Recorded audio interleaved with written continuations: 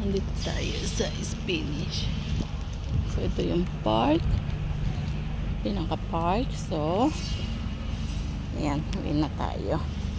Wala naman yung pinapabili ni Madam sa Spanish. So, pumili na ako ng parang slice na turkey.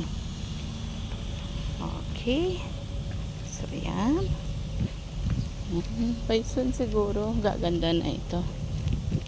So, yan yung community. So, marami na rin siya nakatira dyan. Ayan. Ang ganda na rin.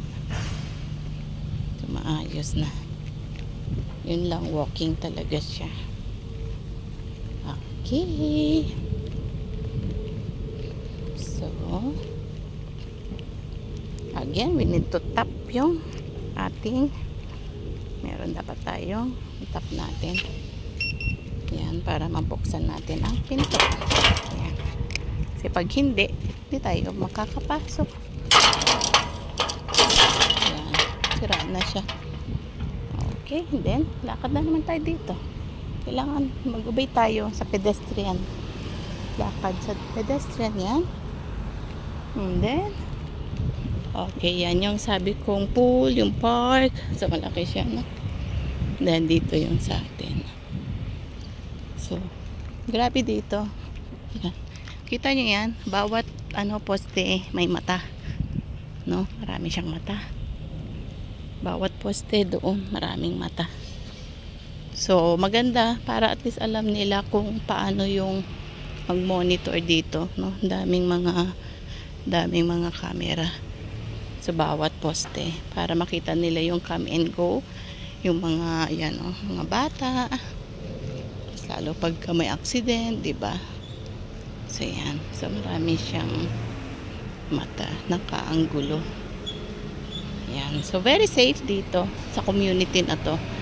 Kasi all is calm. And then, ganyan kalaki mga space ng mga terrace. Ay, ang tag dito, garahe.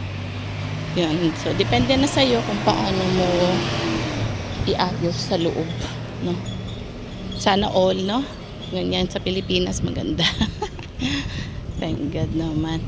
So, actually, hindi pa nga ako nakapunta banda doon kung ano itsura niya. So, yan yung bahay. So, iniba nila. Yan yung bahay sa may kanto. Ganda siya kasi kanto, malapit lang. So, from there, hindi ko pa alam kung paano. Hindi ko pa nakita. Yan, tapos may kanto doon. Di pa ako nakapunta dyan kung paano dyan. Maybe pagka winter, pwede na umikot-ikot dyan. Yan kasi sobrang init. Ito maganda to, may gate sila papunta ng lapit sila sa yun yung park and pool. Yung dito sa side. Dyan na side. Kaso dito kami. Okay? So yan lamang ang masasabi ko. Ito na yung aming bahay.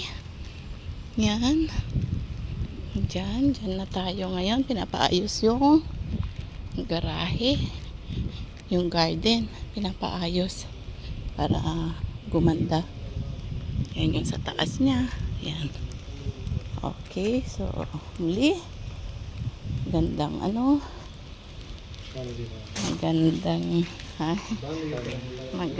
magandang umaga o tanghali na yata. So, yan na yung papasok. At eto na yung bahay. So, bye for now.